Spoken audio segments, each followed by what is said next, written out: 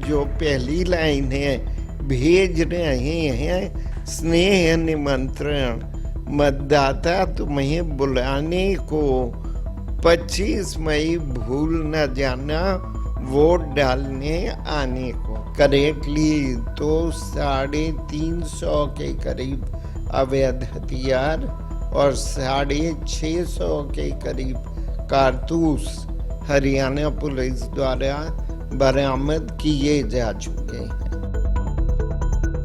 पंजाब केसरी में आप सबका स्वागत है। मैं हूं चंद्रशेखर धरनी। 25 मई लोकसभा की 10 की 10 सीटों के जहां चुनाव हरियाणा में तय हैं, इसके अलावा पूरे भारतवर्ष में इस वक्त चुनाव चल रहे हैं। उसके बाद जो जो प्रतिनिधि चुने जाएंगे, सरकार का गठन होगा। फिलहाल हम आपको बताना चाहेंगे कि हरियाणा के अंदर चीफ इलेक्टोरल ऑफिसर अनुराग अग्रवाल जी जिस प्रकार से प्रयास करने लगे हुए हैं, और एक हरियाणा के अंदर इन्होंने आमंत्रण पत्र छपवाया है जो जैसे शादी का कार्ड होता है बिल्कुल वैसा है। मैं कैमरामैन संजय को कहूँगा कि दिखाने की कोशिश करें। लोकसभा चुनावों को लेकर लोगों में जागरूकता बढ़ाने के लिए, लोगों को अवेयर करने के लिए किस तरह से भरसक प्रयास किए जा रहे हैं इलेक्शन कमीशन के द्वारा, ये हम अपने दर्शकों तक इसलिए पहुंचाना चाहते हैं कि आपके एक मत का कितना बड़ा रोल होता है। ये उस कैंडिडेट को तब पता लगता है जब वो कहीं 5, 4, 2 या 500, 1000 वोटों से हार जाता है। ऐसे कई विश्लेषण देखने को मिलते हैं। जब कैंडिडेट्स कम मार्जिन से हारते हैं तब उनके मुंह से निकलता है कि हमारा मतदाता ही हमारा भगवान है। तो इसलिए जो भी मतदाता हैं, हम भी अपील करना चाहेंगे कि अपने कीमती मत का इस्तेमाल करें। और देखिए, इससे आकर्षक योजनाएं और एक प्रोत्साहन देने वाले काम चुनाव आयोग जो कर रहा है कोई और नहीं कर सकता। ये स्कीम है, QR कोड साथ लगाया गया है। बच्चे अपने पेरेंट्स के साथ आएँ, मतदान करें, हाथ पर तिलक को दिखाएं, सेल्फी डालें। उसके बाद जो है इनाम निकाले जाएंगे, लकी ड्रा किस्म से जो भी व्यवस्था रहेगी, सब चीज़ों की जानकारी लेंगे अग्रवाल जी से। सर, स्वागत है पंजाब केसरी में। थैंक यू धनी जी। सर नहीं, बहुत अच्छी बात है कि आप स्वयं अपने वक्तव्य में उन सब बातों को शामिल कर रहे हैं जिनको शामिल करना चुनाव कार्यालय का उद्देश्य है, कि अधिक से अधिक संख्या में वोटर्स आएं, उनको मोटिवेशन हो, वो वोट करें। बिकॉज इस बात में कोई शक नहीं कि बूंद बूंद से ही घड़ा बनता है और बूंद बूंद से ही सागर बनता है। हर वोटर का वोट बहुत कीमती है, बहुत ज़रूरी है। और कुछ भी काम छूट जाए लेकिन वोट देने का काम नहीं छूटना चाहिए। और हरियाणा के वोटर्स को मैं कहना चाहूँगा कि काफ़ी जागरूक वोटर्स हैं हरियाणा के। और हरियाणा में प्रत्येक लोकसभा चुनाव में जो राष्ट्रीय औसत होता है उससे 2-3% अधिक ही मतदान होता है। इस बार भी हम उम्मीद करेंगे कि गर्मी की कठिनाइयों को अधिक ना मानते हुए भी हरियाणा के वोटर्स आएंगे और वोट देंगे। सर, जिस प्रकार से लोगों में एक नया सा ट्रेंड काफ़ी वर्षों से देखा जा रहा है, अभी जब प्रथम चरण के चुनाव हुए तब भी ये चीज़ व्यक्तिगत रूप से मैंने भी फील की, जब अखबार और सारे ये चीज़ें आकलित की जा रही थी कि 7% वोटर पिछली बार के तुलना में प्रथम चरण में कम रहे। छुट्टी सेलिब्रेट करने में लोग ज़्यादा आनंद लेते हैं, मतदान केंद्र तक पहुंचने में कम रुचि लेते हैं। आपने काफ़ी अच्छे प्रयास किए हैं। ये शादी के निमंत्रण कार्ड जैसा जो आपने ये बनाया, ये किस सोच से बनाया, क्या चीज़ ध्यान में थी जब ये आपने अपने जो दिशा निर्देश दिए इस बारे में? ये मतलब बैठे हुए हैं हम सारे दिन इस दफ्तर में बैठ के यही विचार विमर्श करते हैं आपस में कि क्या हम करें जिससे मतदाता आए। और जो कर्मचारी हैं, जो मेरे अधिकारी हैं, बहुत मेहनत से उन्हीं में से किसी ने ये आइडिया दिया और फिर डिज़ाइन भी इसकी बहुत अच्छी हुई। देखो इसमें जो पहली लाइन है, भेज रहे हैं स्नेह निमंत्रण, मतदाता तुम्हें बुलाने को, 25 मई भूल न जाना वोट डालने आने को। जैसे पुराने शादी के कार्डों में इस प्रकार की एक दो पंक्तियां लिखी होती थी, उसी प्रकार से इसमें उनको हमने आमंत्रित किया है। और दर्शनाभिलाषी कौन है? जो प्रिसाइडिंग ऑफिसर है और जो पोलिंग पार्टी है, वो वहाँ पर बैठे होंगे। वो बहुत मेहनत करके पोलिंग स्टेशन पर पहुँचेंगे, रात भर वहाँ पर बिताएंगे और सुबह से मतदाताओं का इंतजार करेंगे। निश्चित तौर पर वो दर्शनाभिलाषी ही है। वो चाहते हैं कि अधिक से अधिक संख्या में मतदाता आए और उनका जो प्रयास है, उनकी जो मेहनत है, एक मतदाता के लिए तो कुछ घंटे की गर्मी है, पर जो पोलिंग पार्टी है, जो पोलिंग स्टेशन पर बहुत मेहनत करके पहुंचती है और अपने खाने पीने की का ध्यान ना रख कर भी वो वहाँ पर वोटिंग करवाते हैं, तो ये बहुत ही महत्वपूर्ण है। तो वो दर्शनाभिलाषी हैं। डीसी जो हैं इसमें निवेदक हैं। डिप्टी कमिश्नर जो जिला निर्वाचन अधिकारी हैं, वो निवेदन कर रहे हैं हर मतदाता से कि आप आइए और अपने मतदान का प्रयोग कीजिए। तो ये बहुत अट्रैक्टिव है, इनोवेटिव है। मैं समझता हूँ कुछ न कुछ असर तो इसका पड़ेगा और लोग अवश्य आएंगे। मोबाइल टेक्नोलॉजी का इस्तेमाल आज की युवा पीढ़ी बहुत ज़्यादा करती है और एक तरह से डिपेंड सारा समाज ही हो चुका है। आपने जिस प्रकार सेल्फी वाला कंसेप्ट लिया और उसको इम्प्लीमेंट करने की तरफ बढ़े, उसमें क्या है, किस तरह से इनामी योजना रखी गई है, किस तरह से रहेगा सारा?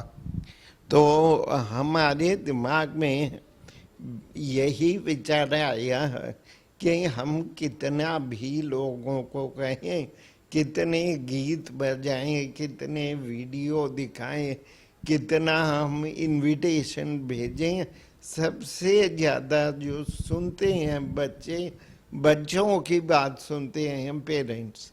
जो वोटर है सबसे अधिक बच्चों की बात सुनते हैं। यदि हम बच्चों को इनडायरेक्टली ये होमवर्क दें कि अपने माता पिता को, अपने सगे संबंधियों को वोट करवाना है और उनकी नीली स्याही के साथ में फोटो आपको खिंचवानी है और उसके बाद में उस फोटो को अपलोड करना है, तो निश्चित तौर पे इसका भी प्रभाव पड़ेगा। तो ये पोस्टर जो आप देख रहे हैं, हरियाणा के हर स्कूल में ये पोस्टर लगेगा। एक छोटी पैम्फलेट भी बनवाई है जो टीचर्स को हम देंगे और बच्चों तक भी उनको पहुंचाने का प्रयास करेंगे। और उसमें एक QR कोड दिया हुआ है, उस QR कोड को यदि वो स्कैन करेंगे तो वो सीधे ही अपनी फ़ोटो अपलोड कर सकते हैं।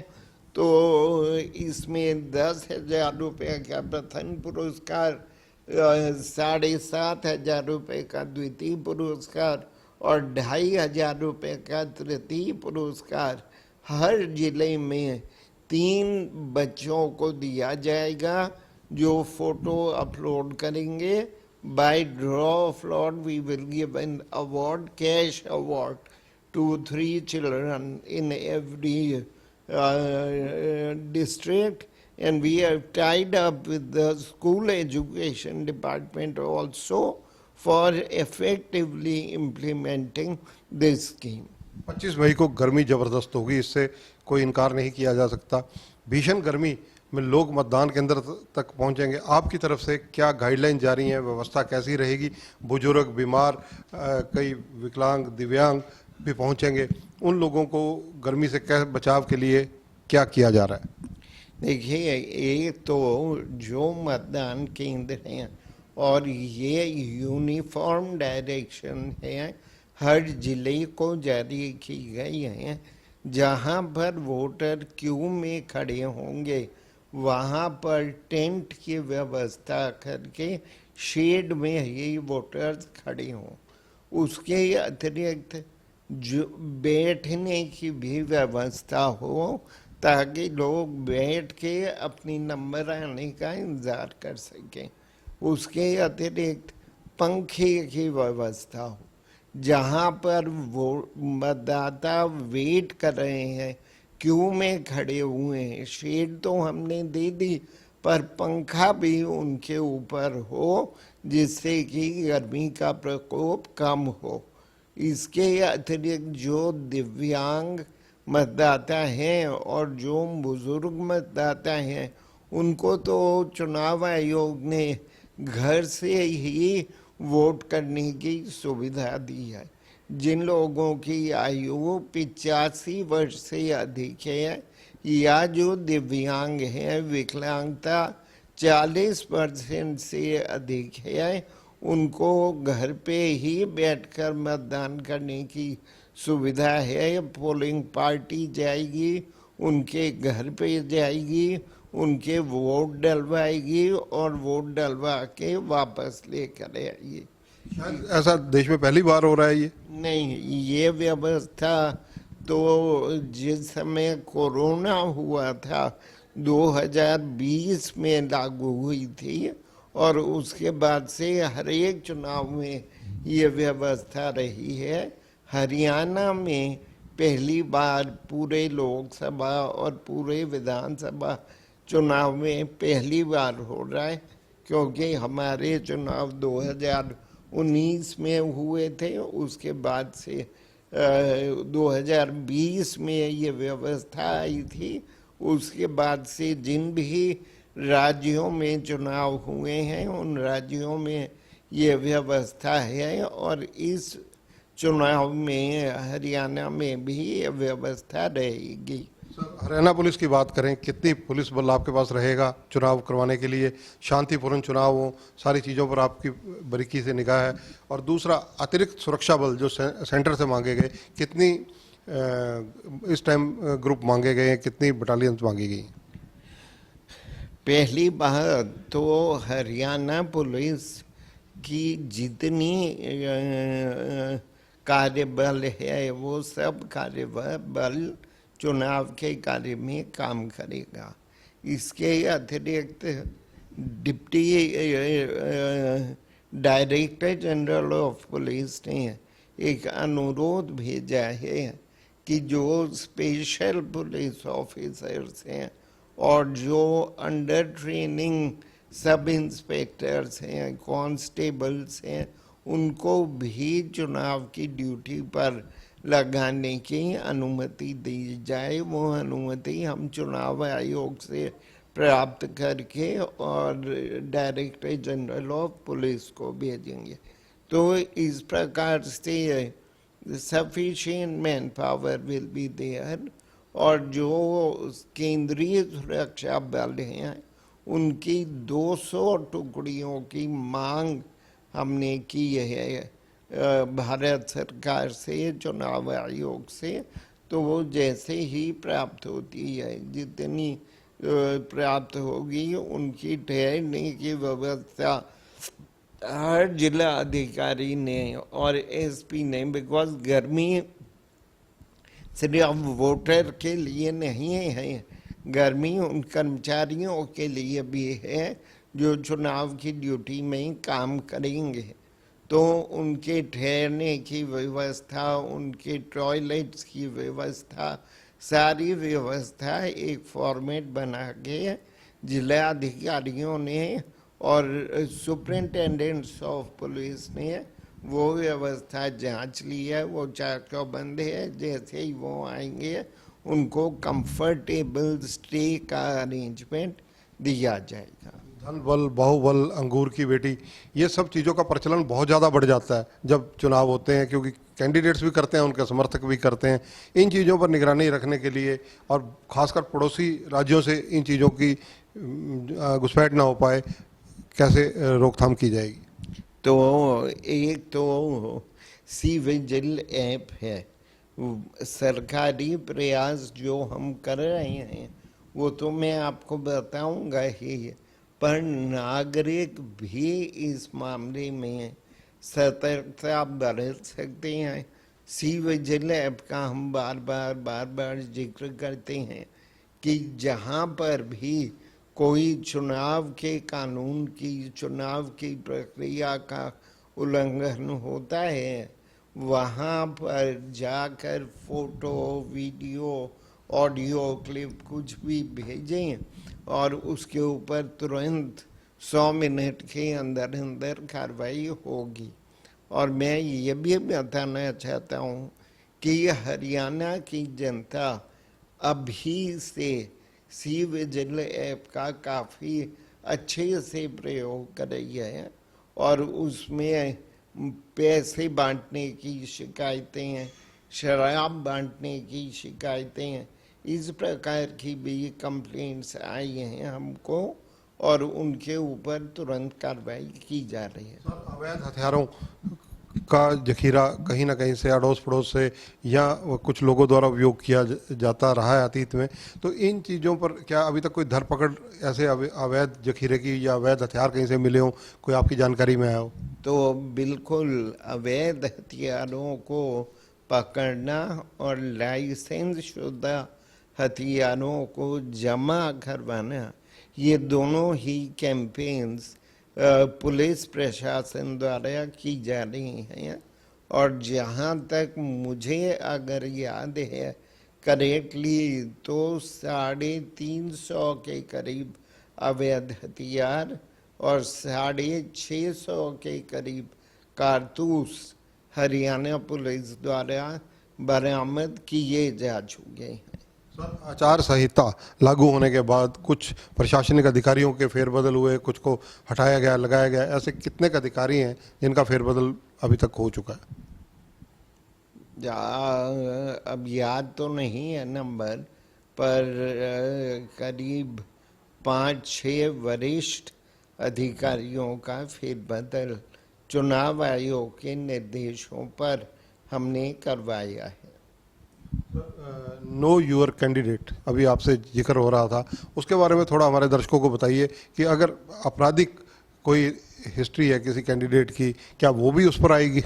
हाँ, वो भी आएगी। ये नो योर कैंडिडेट एक ऐप है इलेक्शन कमीशन का, और उसको ऐप को डाउनलोड करके हर पार्लियामेंट्री कॉन्स्टिट्यूएंसी में जो भी कैंडिडेट है उसका संपूर्ण विवरण, कितना पढ़ा लिखा है, क्या है, उम्र क्या है, धन संपत्ति कितनी है, आपराधिक विवरण क्या है, वो सब देख सकते हैं।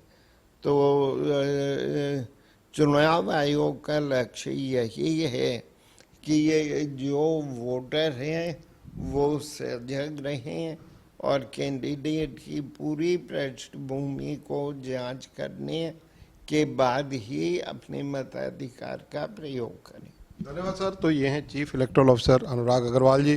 देखिए, ये घर के मुखिया जैसे होते हैं उसी तरह से ये चुनाव आयोग भी काम करता है। इसी तरह से आम मतदाता की जहां इनको चिंता है, वहीं साथ ही साथ जो कर्मचारी तपती धूप के अंदर, बदलते मौसम के अंदर अपनी ड्यूटियां दे रहे हैं, उन पर भी किस प्रकार से उनको सुविधा दी जा सकती है, क्या मिलनी चाहिए, सब चीज़ों पर इनकी निगाह है।